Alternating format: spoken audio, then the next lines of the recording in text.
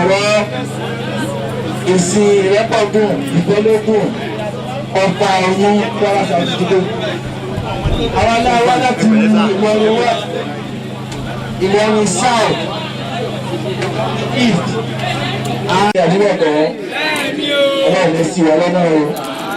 Tó wá níbẹ̀ mo fẹ́ pe chairman Alájìgbò Àgbò kó tó di pé ìpìlẹ̀ kan wá sí gbogbo ayé létí.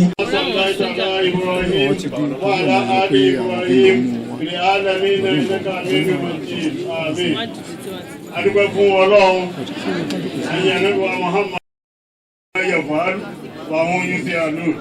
Ẹni tí mo bá ṣe kò sí, àmẹ́mi ó bí yín ní ìtẹ̀ bá ṣe. Kùránì ti ní wà máa tẹ̀síkútù mi wà láti yí láyà lámùhà. Gàgàwé kò ní jábọ́ láì ṣe fọ́nà mọ̀ sí i. Tó bá wá jẹ́ bẹ́ẹ̀, bí lọ́wọ́ ní ká bára wa lónìí, ó ní pọ́pọ́sì tọ́lọ̀ ń fẹ́ fi kẹ́kẹ́ kó jẹ́ fún wa. Àwọn àti àsìkò yìí àti.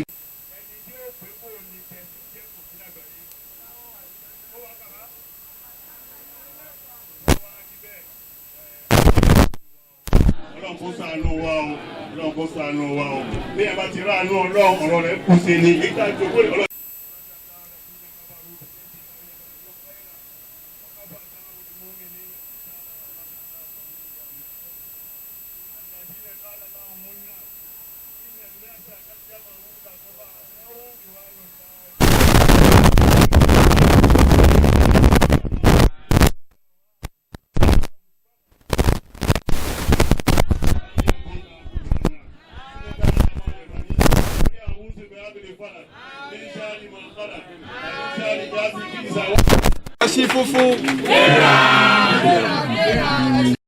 SDP. SDP. SDP. SD and P.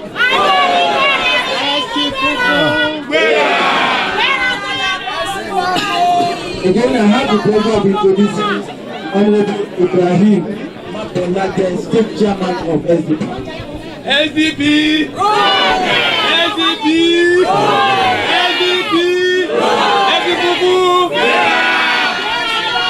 Also introduce Mrs. Olgaso.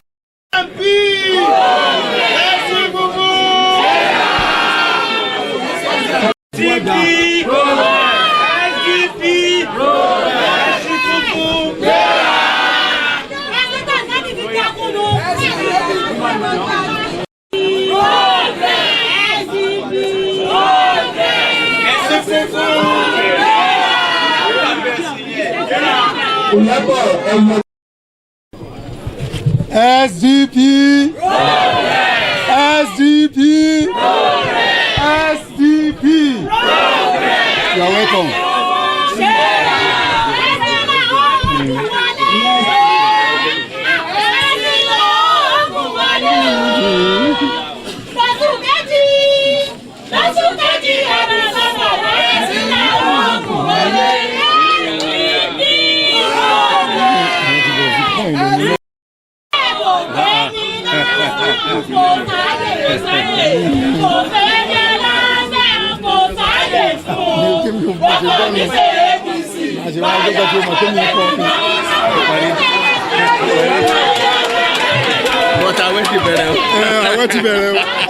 Sábà ọmọ pàwọ̀ ẹgbẹ́ rẹ̀ ọmọ pàwọ̀ ẹgbẹ́ rẹ̀.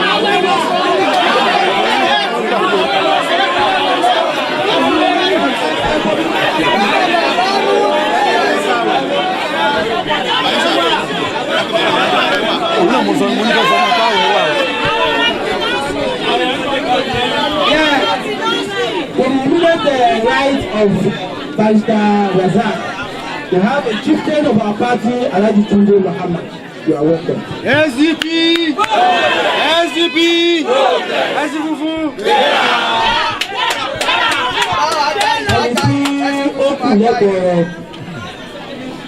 Ní ìsìn gbogbo àwọn tá a bá ń gbọ́ harmony ẹ̀yin náà ti rí dára wọn bàbá àgbọ̀nà tí máa ń sọ̀rọ̀ lórí harmony lórúkọ ẹgbẹ́ wa. I'm happy to introduce to us Honorable Rahul Bomo. Dabẹ́dabẹ́.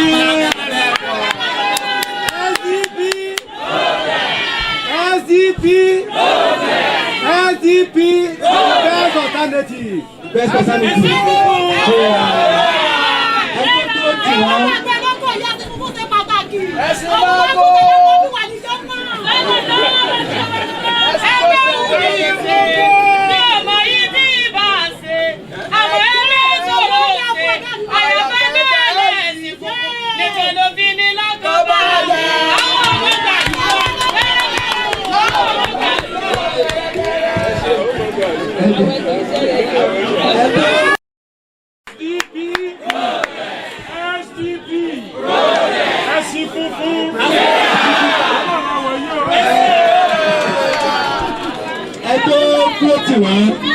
Àwọn náà ni ọlọ́dún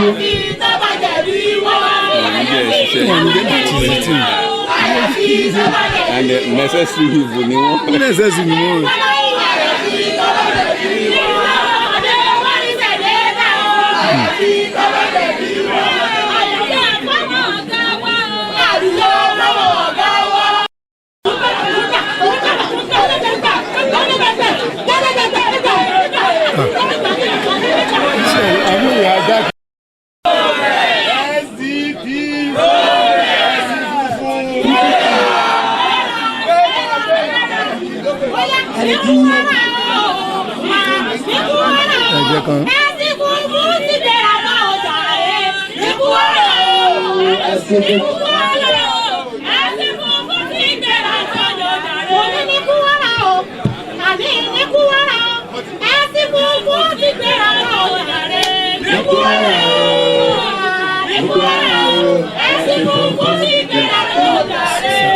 Bàbá yóò dùn nílá orin.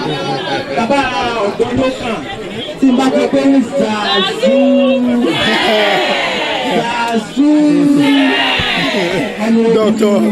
Dr. Afolabi. Dr. Zazu.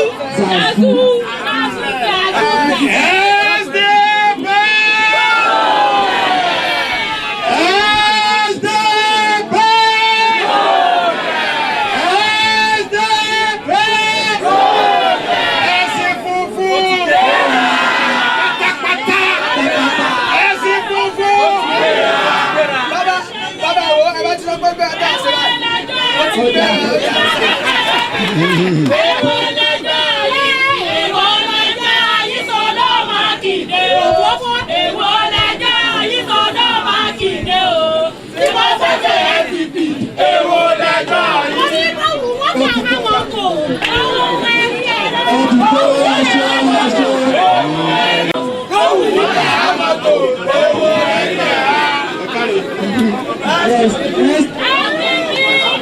let's go. Mr. Father is done chieftain of battle. This is my singular honor and privilege to introduce to this gathering engineer Umar Shaga.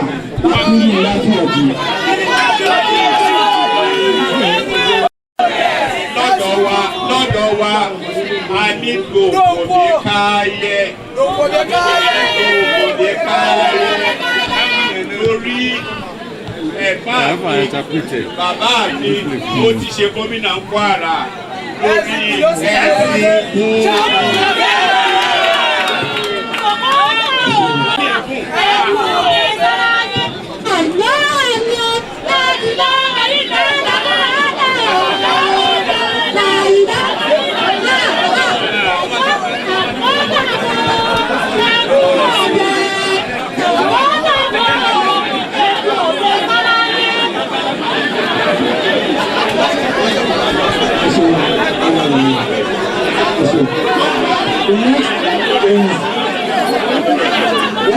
Chieftain of the party, a very senior member, Barrister Abdulrahim Yusuf, Lagos-based legal practitioner, I call him native foreigner. You are most welcome. SDP, SDP, SDP,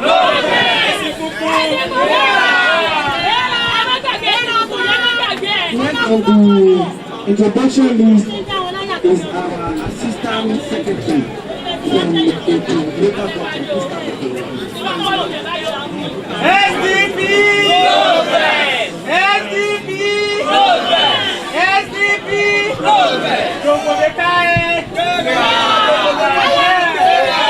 Next is our secretary.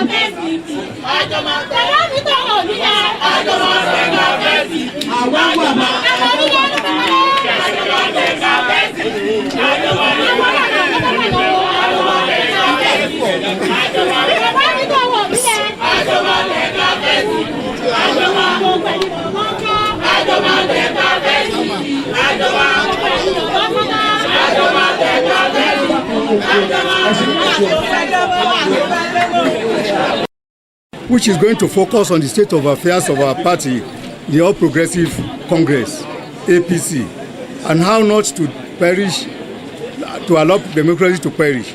First, we appreciate your response, always, even at a very short notice, and we want to assure you that it has added value to our strength and commitment in the belief we jointly have a duty to protect our democracy.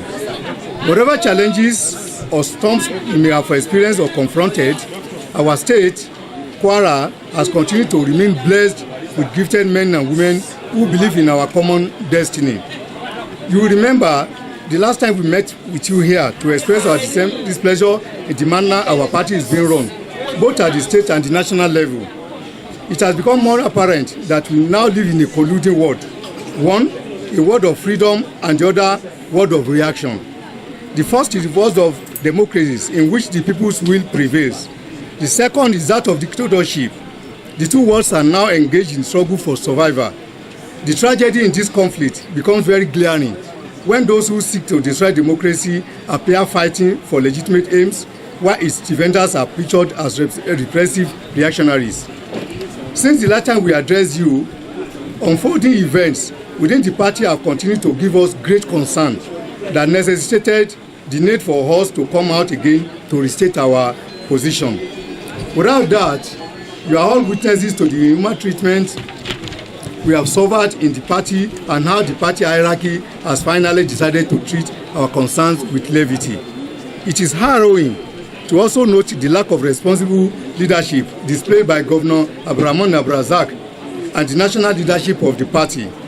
However, it is important to point out here that those that recommended and indeed imposed him on us did a great disservice and injustice to our people.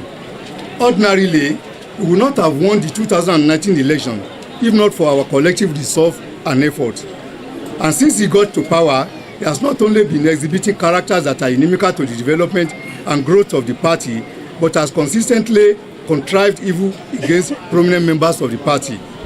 Despite all that mischievously weaved around the party, we undoubtedly continue to remain within its fold, believing that with time all the contradictions surrounding the party will give way until Malam Maimana Buni, who also is the governor of Yobe State, along with some of his other colleagues, governors, in the dissolved National Caretaker Committee, in solidarity, gave vent to the governor's and democratic tendencies.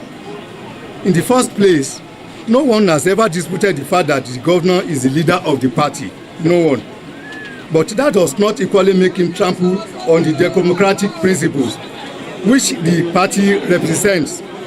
The truth of the matter also is that he cannot run the party in isolation. If he must command the loyalty and trust of his party members, he must also strongly respect their views and opinions. But we must let you know that while all the crises were going on, notable persons and party elders had on several occasions approached the governor so that the matter could be resolved and put it to end. But surprisingly, the governor never yielded. Most disturbing again was his tacit deregulation of a large member of our party faithfuls, as well as shutting out other prospective members. In the history of politics, this is never done. Rather, party leadership strives to enlist more members and supporters into their fold and not disenfranchise them. Curiously, after our official complaints to the National Appeal Committee on Registration, headed by Malam Adamu Farouk, on the manner the exercise was conducted in the state, we were assured that there would be no party congresses in Kwara until another registration exercise was conducted. But regrettably, this was not to be. With all the promises and assurance given, nothing concrete ever happened in view of the fact that justice itself demands that complainant in a dispute should not be deprived of his fruit of his or her complaints. It is, however, important to note that democracy in the first place is not about isolation or exclusion, but more about building those core values in its defense. And the beauty of democracy again is that it provides for a chain of internal mechanism for a peaceful resolution of conflicts rather than coercion. Despite our endurance in the face of inhuman treatment meted us in the party, it would be correct to suggest that Kwara State Governor, working in tandem with the former National Caretaker Committee Chairman, Malam Maimana Buni, has decided to edge us out of the party against our wish. And to make matters worse, Senator Abdullahi Adamu, who once headed the party's National Reconciliation Committee that denied us fair hearing, but rather turned himself to Governor Abdurrahman Abrazaz's solicitor and advocate, is now the party's national chairman. How then can we be hopeful of getting justice in this circumstance? We do not think we have a future in this party any longer, and it will be safer for us to look elsewhere where our democratic views and opinions will be respected. Meanwhile, we seize this opportunity to thank our men and women and our numerous supporters for their courage and faith in standing with us. In the past few months, we have become agitated about our continued stay in the party. This indeed is the beauty of democracy. Politics is a noble undertaking and a vehicle to serve the interests of the public and improving their lives. The delay in our response has been a product of a rather long and far-reaching consultations and dialogues with the majority of our leaders, elders, supporters across the state. Gentlemen, if the national leadership of the party does not believe that we are politically relevant in the state, we need to make them understand also that the man they queue behind is also a blown-out fuse and not capable of leading the party to any victory in the state come 2023. Seated here with us at this press briefing are all the 193 world chairmen, 16 local government chairmen, and all the state working committee members who have jointly decided with our numerous supporters to announce to you today our official defection and mass movement of our supporters and party members from the APC to Social Democratic Party.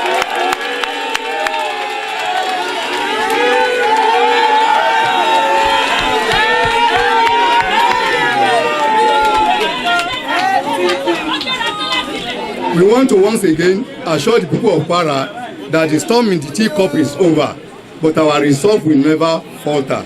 Finally, we hereby direct all our teaming supporters and members to go to their respective wards and obtain the party membership cards.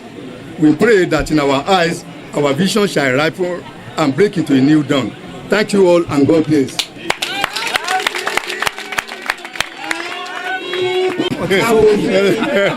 Lazak Adabi.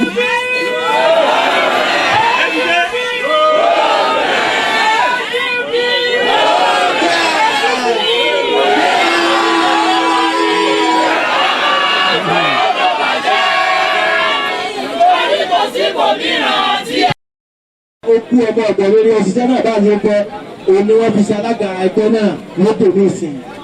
Àwọn àwòye wípé nígbà tí ẹni tá a kẹ́jọ́ fún káàrí orogún wájú wa tó dá alẹ́bí ń dò ní tó wá sí pọ̀ náà ni wọ́n á gbé àkóso ẹgbẹ́ fún àwọn arúgbó ibi ìlú òṣèlú ìjọba ká wà òun làbí wá pòròpọ̀ àwọn abọ́ sínú ẹgbẹ́ ẹ̀sìn wọn tẹ̀ wá nìyẹn o ẹni tó sì kà létí wa létí òun náà ló dúpọ̀ àdúrà mi ló ń gbọ́ gbogbo yín ni pé òun rẹ̀ ò ní há o bó tiẹ̀ ṣe pé ń gbàwẹ̀ náà ní síbẹ̀síbẹ̀ nígbà tí ó bá sínú òun ò ní há ní ìsìn náà ẹ ṣe púpọ̀.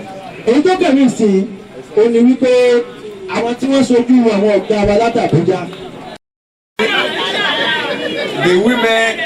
The women are not only our mothers.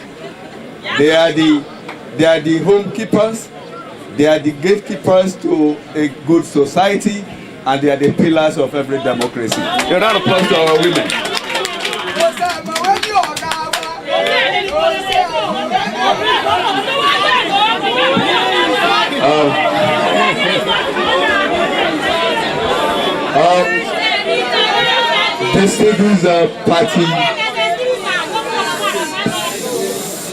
Distinguished Nigerian compatriots here, our leaders from the lower group, and our leaders in the House, particularly the National Secretary, People Living with Disability, the leader of the party in the state, in Kwara State, Honorable Chief Lekwan Alabi. Another applause to our leader. My name is Ambassador Rufus Ayeniwa, formerly Kwara and now Kogi, but I'm back home. Yes, from the Jumu local government of Kogi State, the former OE of Kwara. Of Kwara, anything you read about the party, about the SDP in the papers, internet, social media, they come from my office. A round of applause for the MPS. I also have our woman, the chairman of the party in the state. Sir, we thank you for coming. The welfare secretary, every one of us, our leaders from Alaji, every one of us, doctor. The list is long, but please just permit me to stand on the existing protocol. I want to particularly also recognize Honorable Sunday Babalola for the great work he has done and his team. To bring us here is not easy, and you can see that we have demonstrated commitment to the party. In just one day, I got the formal invitation, and in less than 24 hours, we made this sure to be here, and we are here. It is to show that we respect you, we love you, we appreciate you as the movers and shakers of the SDP, of your party, and I don't envy them. I have pity for them for losing this kind of vibrant group.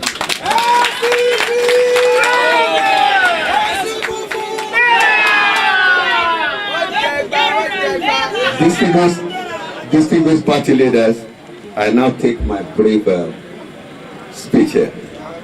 It is an honor for me to be here on behalf of the National Working Committee of our great party, led by Dr. Oluwagunloye, the pioneer Corps Marshal of the Federal Safety Corps, and two-time Minister of the Federal Republic, Minister of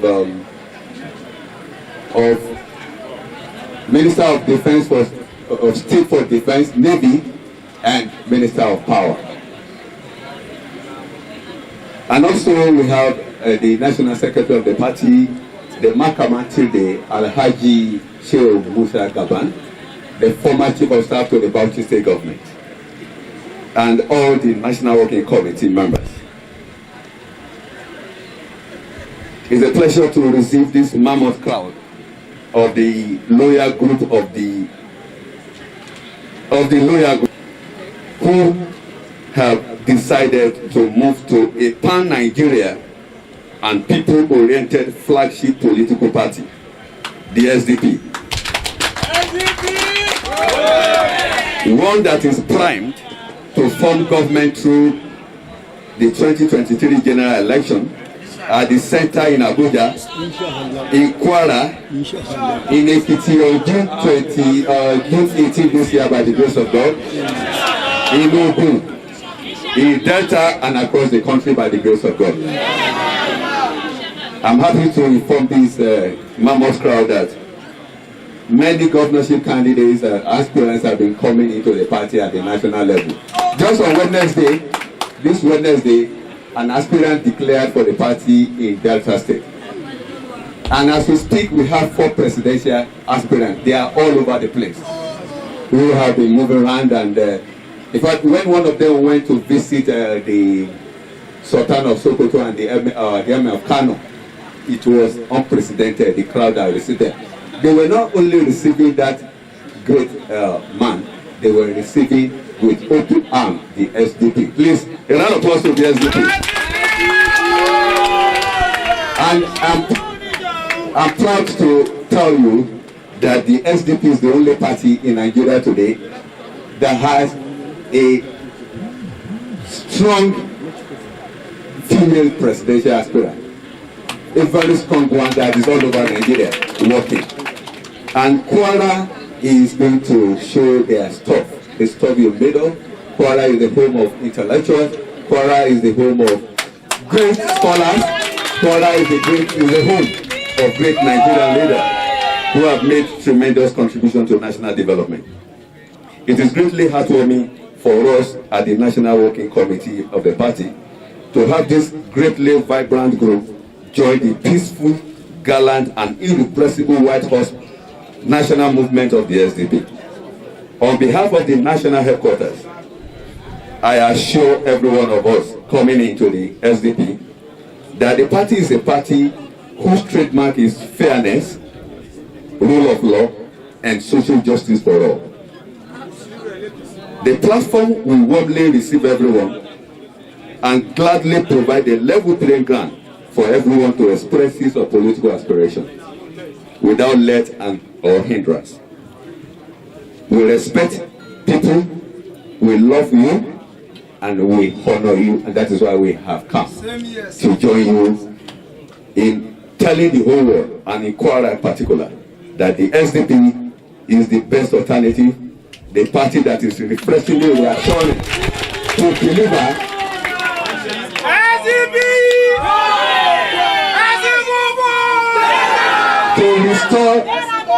to restore the dignity of the Nigerian or the Kwara State politicians and the leaders of Kwara State, and by the grace of God, come 2023, the White Horse will glide gallantly into the government house. Thank you and God bless us. Ramana Abdulrazak tó wà lóde oníṣẹ́yìn wípé ní bí ẹ ṣe wá lè bojú lẹ̀ tí ò bìtìbìtì èrò yìí tó ní wọ́n pé tó sì fapò tí wọ́n nímọ̀ tí wọ́n lóye tí wọ́n jẹ́ gbajúmọ̀ tó wá yajúlẹ̀ tí àwọn èèyàn wá kú lọ́dún àwọn tí wọ́n wá gbọ́ síbi tá a wà yìí àwọn náà rí pé ní irú ẹgbẹ́ bẹ́ẹ̀ ẹgbẹ́ tó yẹ òye ni lẹ́ẹ̀kan sí lórúkọ ẹgbẹ́ SDP ní Kwara State akínyìn káàbọ̀ àwọn ọba mi tí wọ́n jẹ́ NEC member ó kínyìn Honourable Lekan Adabi you are most welcome. The state chairman of the party, I welcome you again, and other officials of the party.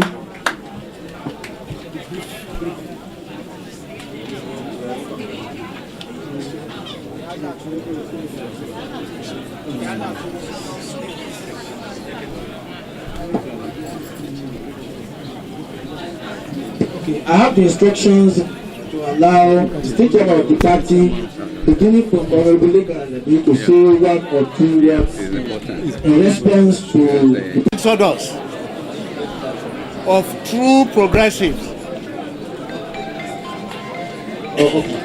Now, ladies and gentlemen, what I want to say is to congratulate Kwarans for this exodus of true progressives coming back home, coming to their natural habitat.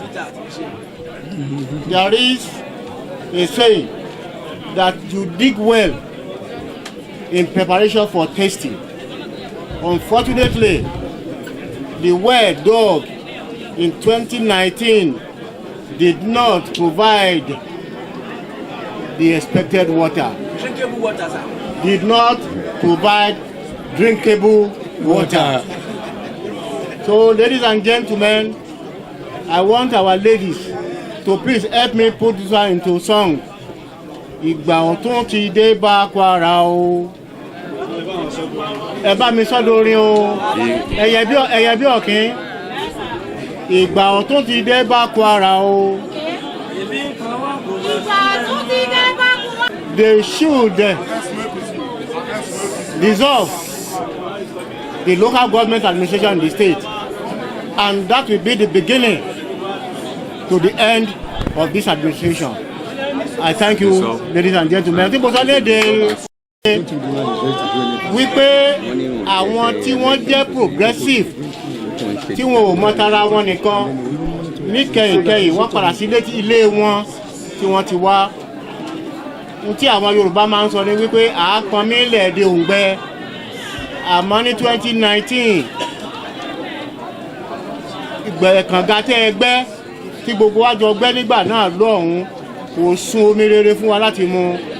Nítorí náà mo wá ń challenge gọ́ọ̀mẹ̀ntì tó wà lóde wípé kí wọ́n dissolve gbogbo administration tó wà ní the 16 local government ká tún election ṣe. Ìgbà wọn ni wọ́n rí ẹ̀sìn ara wọn. So ìgbà ọ̀tún oṣù dé bá wà ní Kwara. God bless us. Yes. I'm very happy that this party is a great party. So,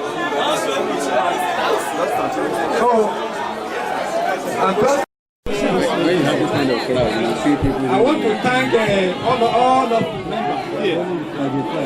We are the one in our party. We don't discriminate. If you are a member, you are a member. So you are equally. So thank you very much for coming. And for being here today. Thank you very much.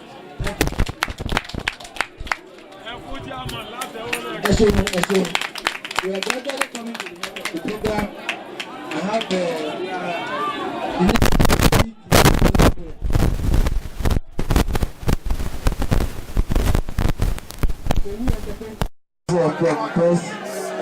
press, please. Any questions?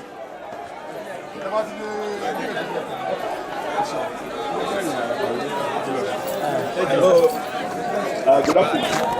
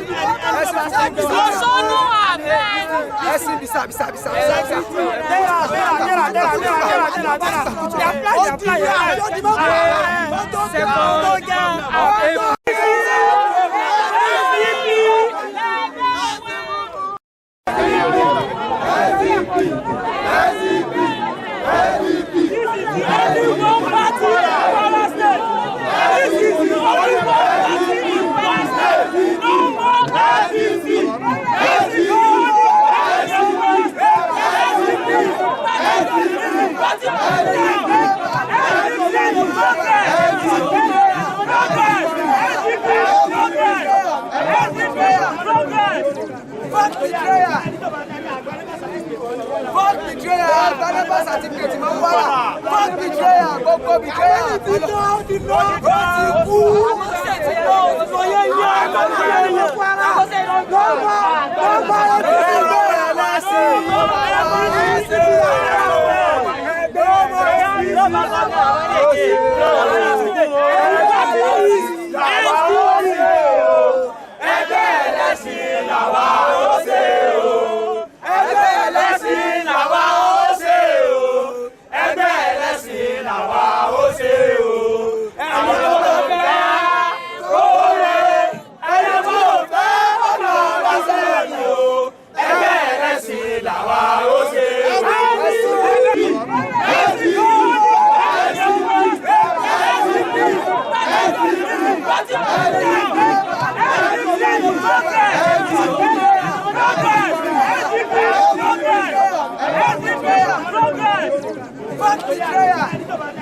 Fuck betrayal, Carnival certificate máa ń wá.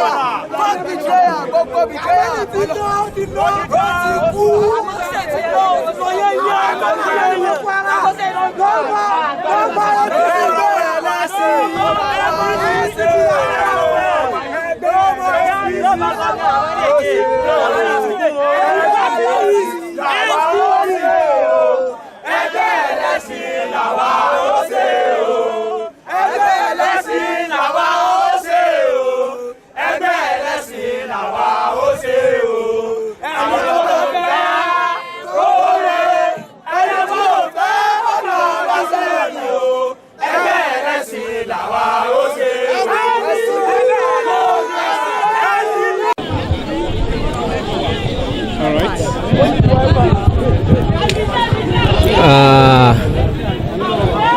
Good afternoon, ladies and gentlemen. My name is Honorable Abdullahi Abdurrauf, popularly known as Rauf Aregbesola in Kwara State. We are gathering here today at the SDP Secretariat along Flower Garden.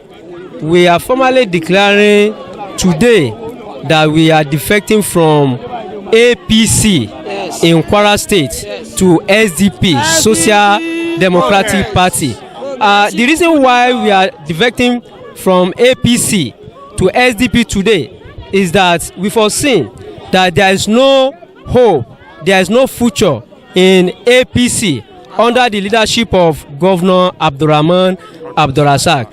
And we discovered that in SDP there is social justice. That is why we are defecting from it formally today to SDP in Kwara State. And we are employing everybody in Kwara State to join this successful party, SDP, so that we can reach our promised land coming 2023, inshallah.